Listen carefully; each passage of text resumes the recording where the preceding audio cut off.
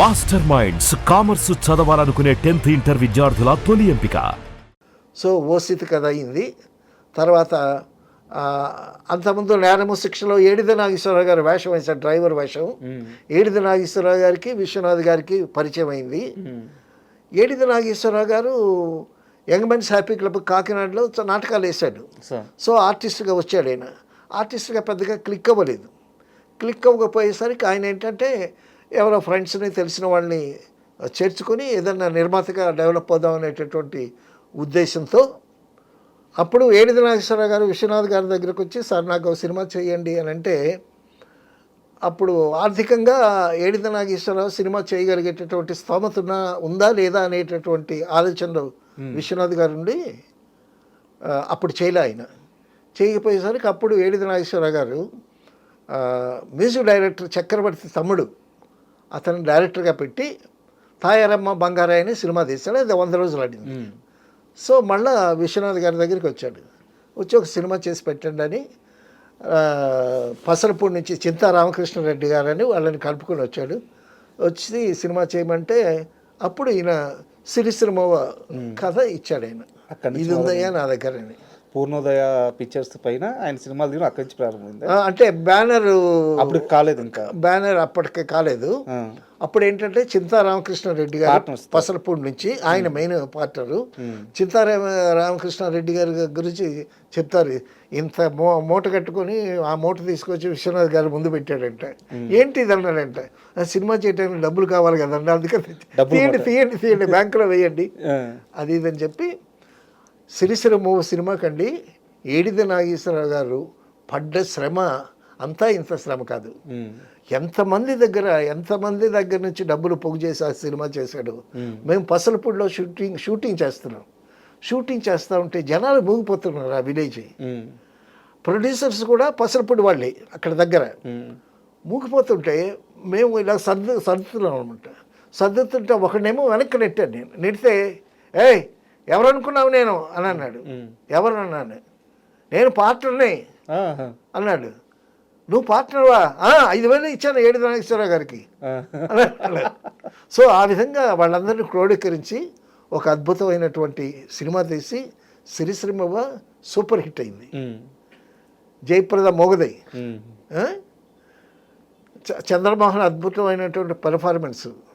అసలు అందులో పాటలు కానీ, అందులో మాటలు కానీ, లొకేషన్స్ కానీ ఎంత అద్భుతంగా వచ్చిందో ఆ సినిమా. సో అక్కడ నుంచి తర్వాత అండి ఈయనకి ఒక ఇన్స్పిరేషను దేవులపల్లి కృష్ణశాస్త్రి గారు ఆయన చేత పాటలు రాయించుకుంటాడు. ఆయనకి థ్రోట్ క్యాన్సర్ వల్ల వోకల్ కార్డ్స్ రిమూవ్ చేశారు. రిమూవ్ చేసిన తర్వాత ఆయనకి ఆపరేషన్ అయిన తర్వాత కూడా 10 సంవత్సరాలు పాటలు రాశాడు ఆయన. దేవులపల్లి కృష్ణశాస్త్రి గారు అద్భుతమైనటువంటి పాటలు రాశాడు ఆయన. మనందరం వేటూరి సుందరరామూర్తి పాటలు వింటాం. వేటూరి సుందరరామూర్తి గారు దేవులపల్లి కృష్ణశాస్త్రి గారి పాటలు వింటాడు. సరే, కృష్ణపక్షం రాసిన మహాకవి. తర్వాత సినిమాల కోసం కాకుండా ప్రైవేట్గా రాసి పెట్టుకున్నటువంటి పాటలు సినిమాల్లో పెట్టారు ఆయన. అవునా? ఏదో మేఘ సందేశంలో ఆకులో ఆకునై పువ్వులో పువ్వునై పాట, అది కృష్ణపక్షంలో మొట్టమొదటి కవిత. అది దానికి ట్యూన్ చేసి పెట్టారు. తర్వాత ఏకవీరలో ప్రతి రాత్రి వసంత రాత్రి ప్రతి గాలి పైరగాలి రామారావు గారు నాగేశ్వరరావు గారు, అది ప్రైవేట్ సాంగే. తర్వాత మేఘ సందేశంలో మేఘ సందేశంలో 4 పాటలు ఉన్నాయి కృష్ణశాస్త్రి గారివి. అవి అప్పుడప్పుడు రాసుకుని పెట్టుకునేవి ఆయన. తర్వాత ఆయన దిగులుగా ఉండేటప్పుడు, అప్పటికి 80 సంవత్సరాలు వచ్చాయి, అప్పుడు రాసుకున్నాడు ఒక పాట. సీతవేళ రానియకు రానియకు శిశిరానికి చోటియకు అని రాసుకున్నాడు. అందులో అద్భుతమైన లైన్ ఏంటంటే, మరణ దేవత దగ్గరికి వస్తే వేటలేడని పంపించు, వీలు కాదని చెప్పించు అన్నాడు. మరణ దేవత కానీ దగ్గరకు వస్తే ఇంట్లో లేడు, ఇప్పుడు వీలు కాదని పంపించు అని రాసుకున్నాడు. అద్భుతమైనటువంటి పాట. ఆ పాట కూడా మేఘ సందేశంలో ఉంది.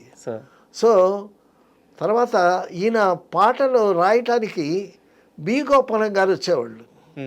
బి గోపాలం గారు వస్తే ఈయన రాసినటువంటి పాటలకి ప్రశాంతంగా ఇద్దరే కూర్చునేవారు ఇంట్లో. ఆయన పక్కన చిన్న టీపై వేసుకొని నేను పక్కన కూర్చునేవాడిని, ఏదో నందీశ్వరుడిలాగా. సో ఆయన రాస్తూ ఉంటే ఈయన ట్యూన్ చేసేవాడు అనమాట. అద్భుతమైనటువంటి పాటలు, అద్భుతమైనటువంటి ట్యూన్స్. కృష్ణశాస్త్రి గారి అది ఒక సపరేట్, అదే వదిలిపెట్టండి. ఈయనకి వోకల్ కార్డ్స్ రిమూవ్ చేశారు. రిమూవ్ చేస్తే బెజవాడ గోపాల్ రెడ్డి గారు ఈయన చూడటానికి వచ్చారు. వచ్చి బెజవాడ గోపాల్ రెడ్డి గారు ఏదో మాట్లాడుతుంటే ఈయన కాగితం మీద రాశాడు, గొంతు మూగబోయిన గుండె పలుకుతూనే ఉందని రాశాడు. అసలు కృష్ణశాస్త్రి గారి టాపిక్ వస్తే నేను ఆ టాపిక్లో నుంచి బయట రావటానికి నాకు చాలా కష్టం సార్.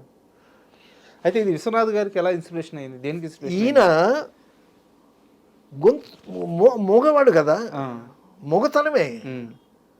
మూగవాడు అయిపోయిన తర్వాత కృష్ణశాస్త్రి గారి అంటే విశ్వనాథ్ గారికి ఎంత భక్తి అంటే ఆయన కాళ్ళ దగ్గర కూర్చుని ఆయన కాళ్ళ మీద చేతులేసి పాట రాయించుకునేవాడు. ఆయనకి అద్భుతమైనటువంటి పాటలు రాశాడు. నాకు తెలిసి కళా తపస్సు అనేటటువంటి బిరుదు విశ్వనాథ్ గారికి దేవులపల్లి కృష్ణశాస్త్రి గారే ఇచ్చారు. ఎంత గొప్ప విషయం చెప్పారు సార్. మహాకవి, ఎంత కవి అంటే దేవులపల్లి కృష్ణశాస్త్రి గారు, శ్రీశ్రీని నారాయణ రెడ్డి గారు వాళ్ళిద్దరూ అన్నారు, దేవులపల్లి కృష్ణశాస్త్రి గారి సాహిత్య ప్రభావం నుంచి మేము బయటికి రావడానికి 5 ఏళ్ళు పట్టిందన్నారు. ఏం పాటలండి ఇది, మల్లెల వేళయని వెన్నెల మాసమని తొందరపడే ఒక్కో ఇలా ముందే కూసింది. తర్వాత మల్లెల వేళనే వెన్నెల వేళనే వేణువూదైనా వేణువూదిన వేళ వెన్నెల అయ్యేనా అన్నాడు. అద్భుతం. బిఎన్ రెడ్డి గారి సినిమా రాజమగటం అట్ర ఫ్లాప్ అయినా సరే అందులో సడిసేయ కోగాలి సడిసేయ బొకే అనేటటువంటి పాట, ఆ పాట బ్రహ్మానంద గారికి చాలా ఇష్టం. ఇప్పుడు ఆ పాట పట్టుకొని వింటాడు. అటువంటి మహాకవి దేవులపల్లి కృష్ణశాస్త్రి గారి మూగవాడు అయిన తర్వాత ఆయన కాళ్ళ దగ్గర కూర్చొని ఆయన కాళ్ళు ఉత్తుతూ పాట రాయించుకున్నాడు విశ్వనాథ్ గారు. ఉండమ్మలో ఉండమ్మ బొట్టు పెడతాలో పాటలన్నీ ఆయనవే, పెద్ద హిట్స్. అవును.